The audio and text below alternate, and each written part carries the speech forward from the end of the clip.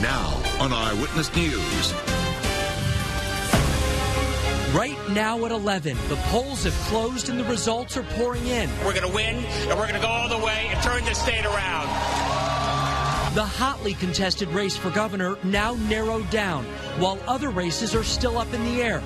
We would have liked a better outcome, but unfortunately, the cars weren't with us tonight. We have team coverage on this primary night, keeping you informed on all the big races of campaign 2018.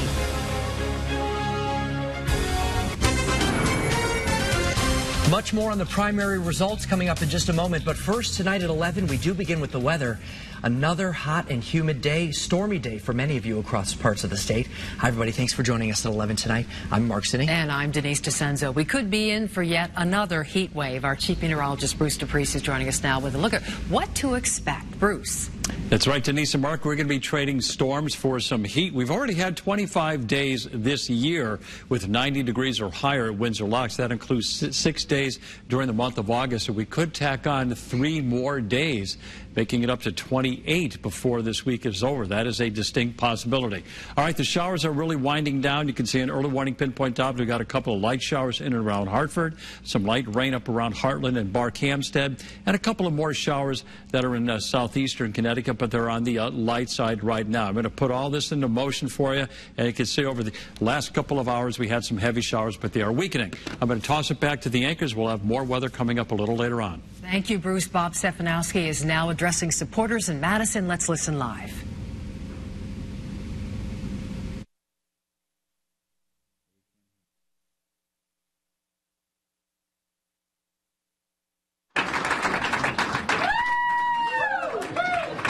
Wow.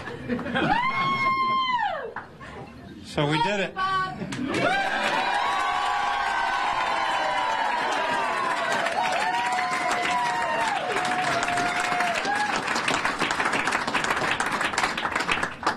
So I think it's fair to say this campaign's been underestimated from the start.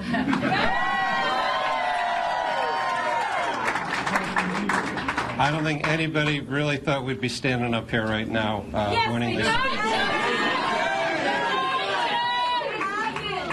But we proved them wrong, and we're going to prove them wrong when we beat Ned Lamont in November.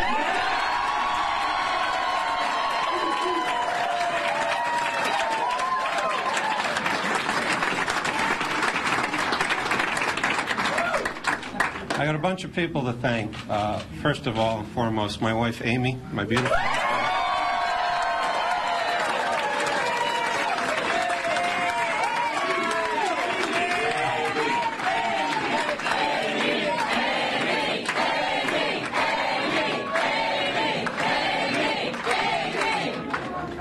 She's been incredibly supportive. She's got a terrific personality.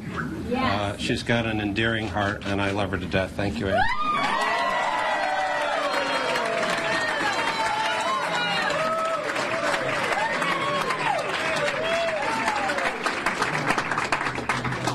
I also want to thank my daughters, Lauren, Rachel, and Megan.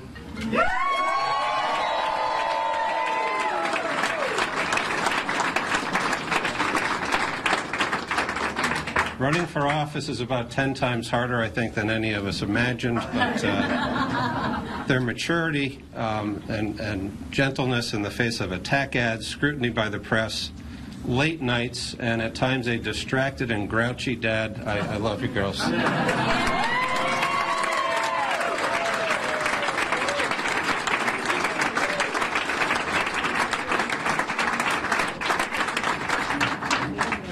I want to thank my campaign team and the dozens of volunteers for the crazy nights, the crazy weekends. We absolutely could not have done it without your help.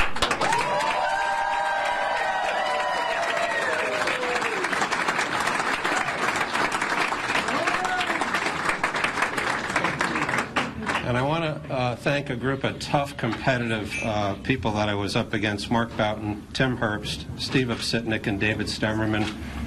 Terrific guys, fought really, really hard. I look forward to reaching out to them over the next couple of days and getting their views on how we beat the Democrats this fall.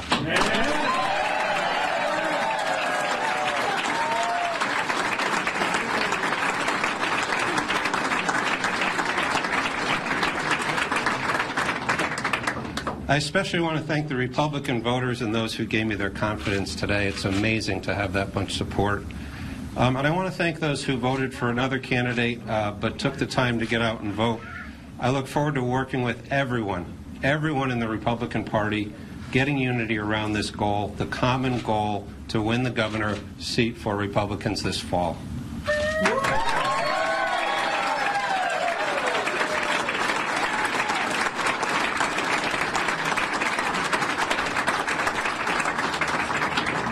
And finally, I want to thank my dad. I'm not sure if he's...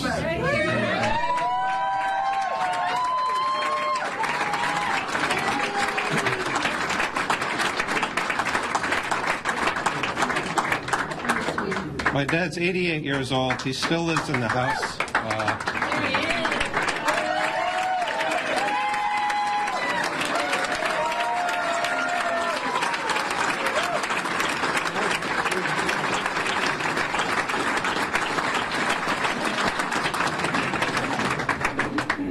My dad's 88.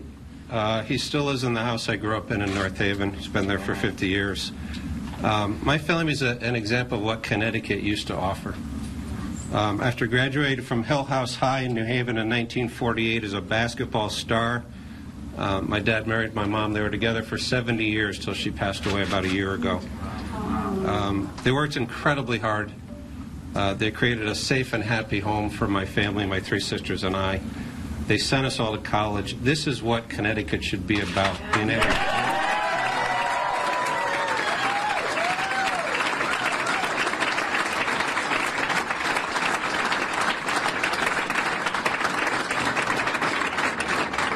God, I thank you for your integrity, your hard work, and your guidance. Thank you.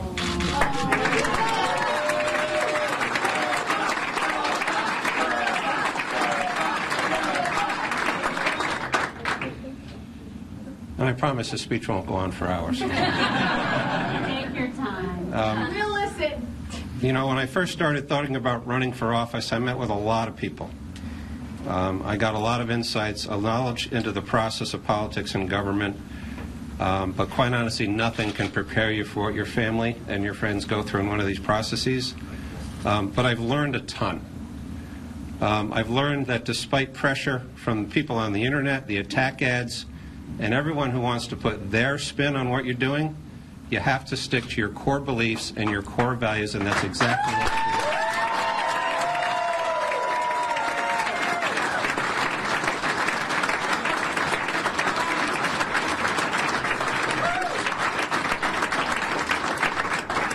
do. I learned that to save our state, we have to defend core Republican values of smaller government with less interference in our lives, lower taxes, greater personal responsibility, and the highest moral and ethical standards possible.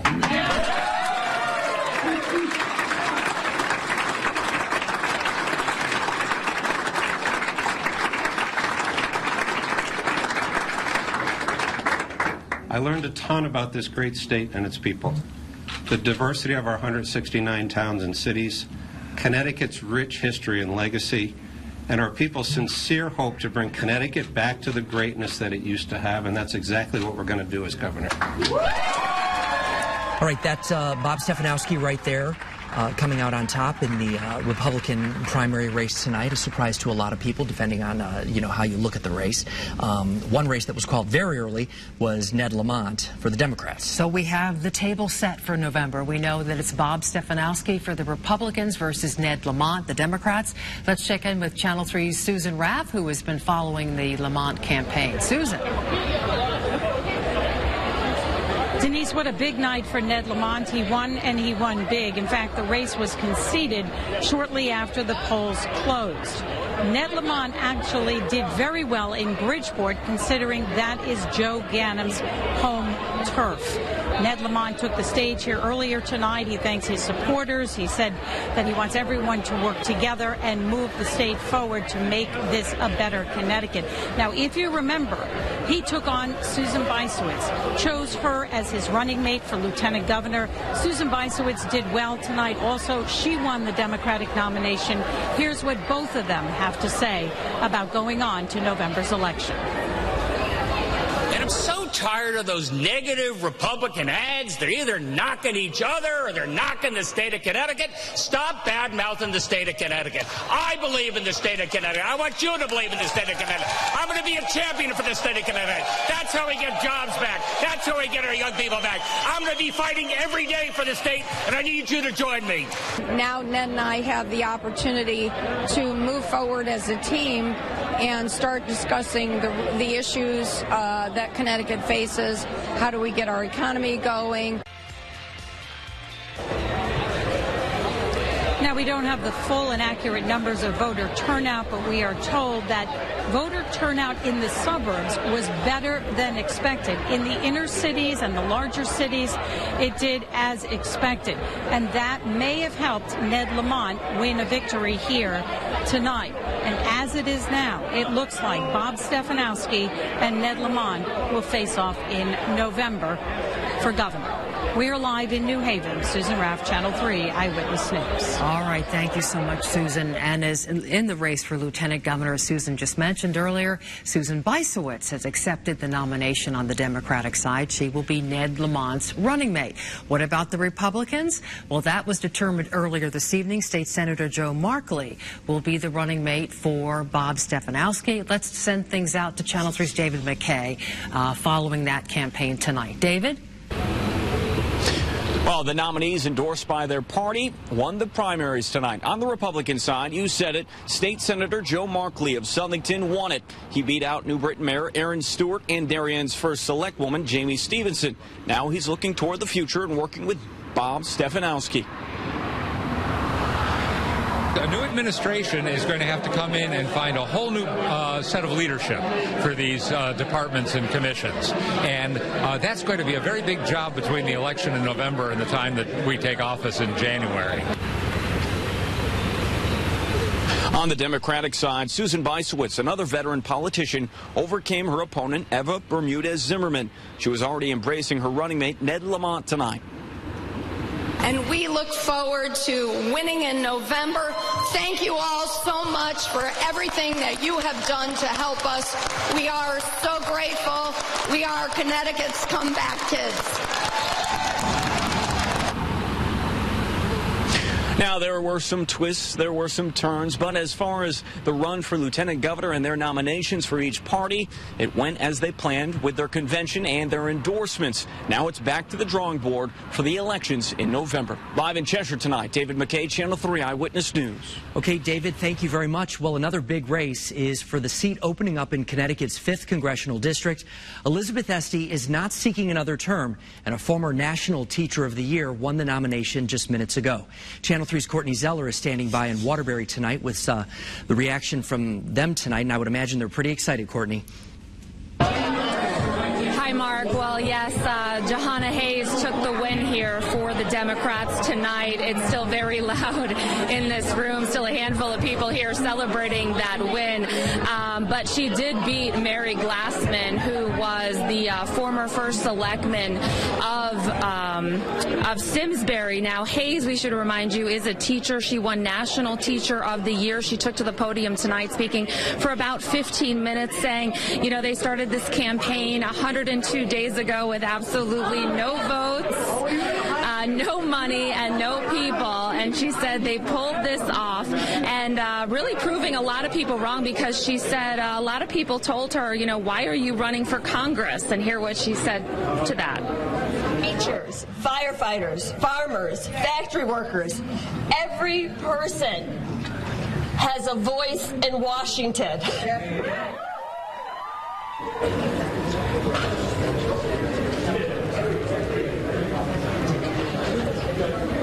And Senator Chris Murphy and the mayor of Waterbury introduced her tonight. Now, of course, she says her focus is for November. She will face off with Republican Manny Santos for that.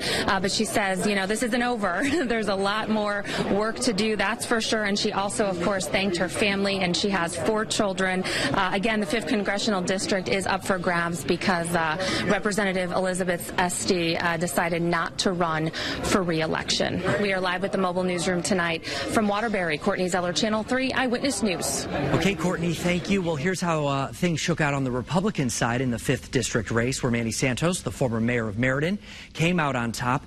Here's a look at the most recent numbers. You can see just over 14,500, 52% of the vote right there, defeating challengers Ruby Corby O'Neill and Rich DuPont. Still ahead tonight, our team coverage on this primary night continues, and we have more on the winners and what tonight's results could mean as we look ahead to November 6th. Stay with us. We will be right back.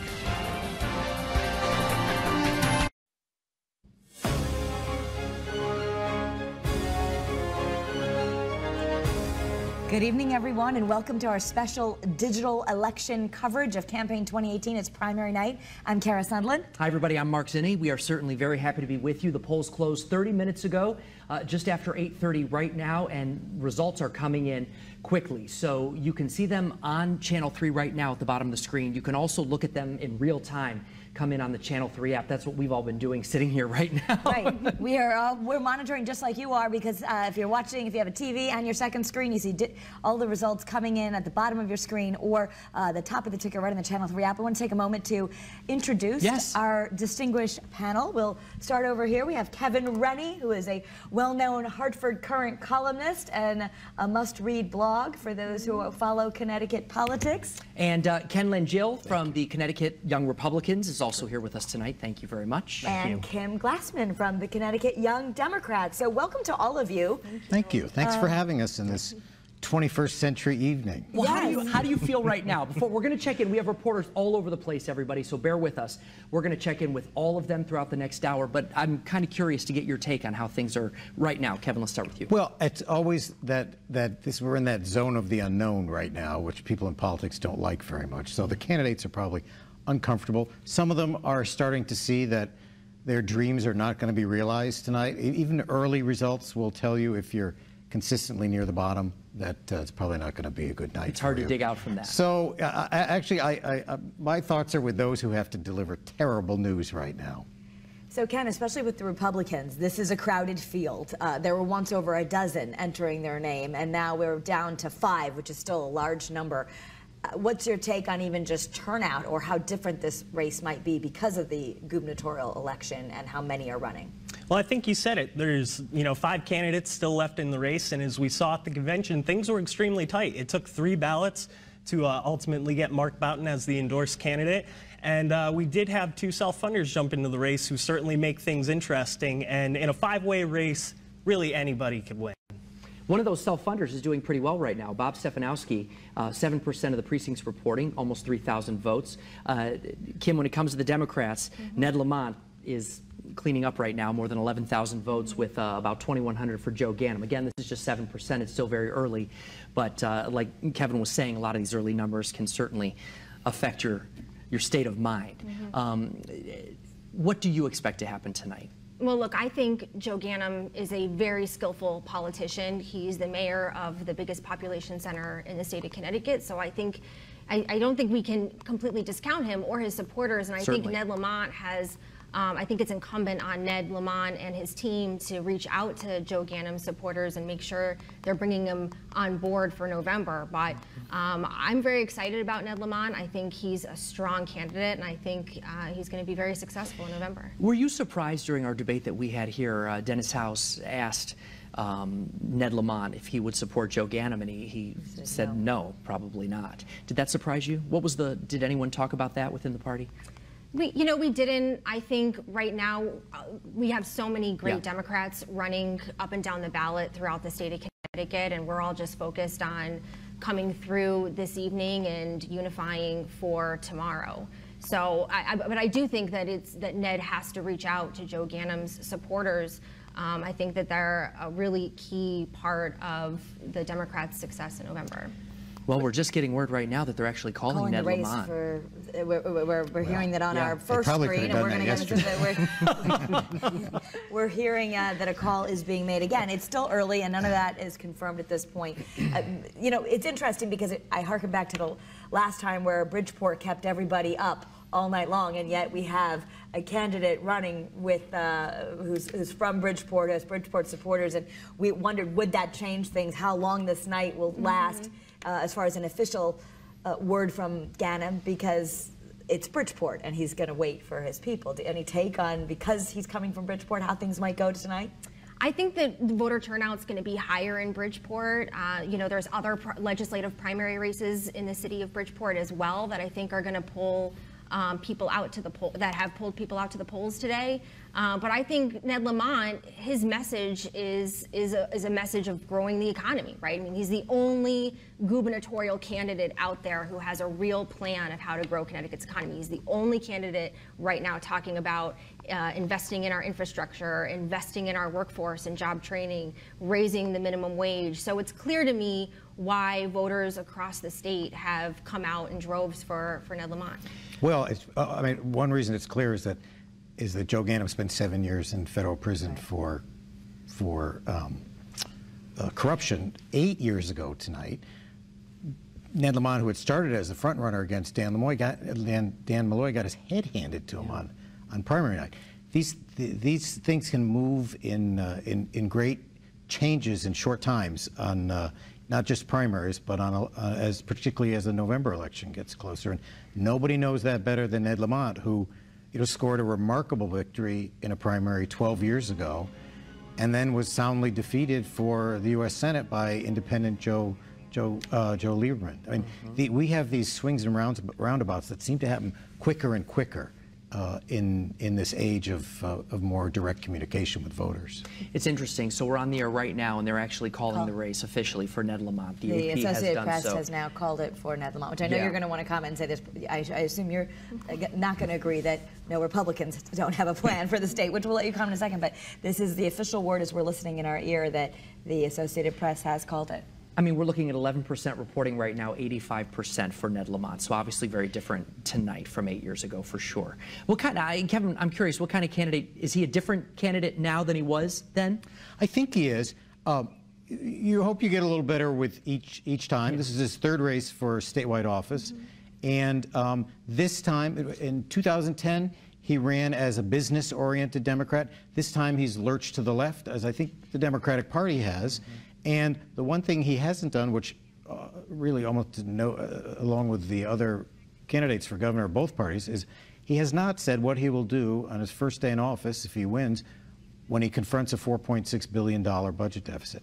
And the challenge of that is that in our state government, nothing gets done until you address the state budget deficit in a meaningful way.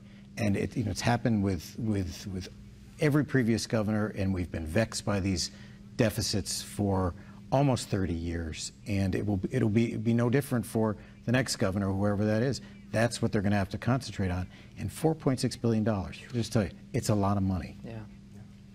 We're hearing that, and we're going to be going to Susan Raff live. I believe, can we go to Susan right now? Because she is live at Ned Lamont's headquarters, where there are some people cheering, even though it's early. This is the first time tonight that we've actually seen people clapping here. But again, as soon as we got here at about 7 o'clock tonight, even before the polls were closing, people here had a sense of optimism that Ned Lamont was going to win.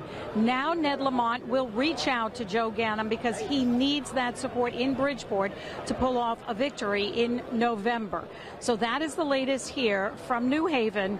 Ned Lamont is now being called the winner in the Democratic primary for governor.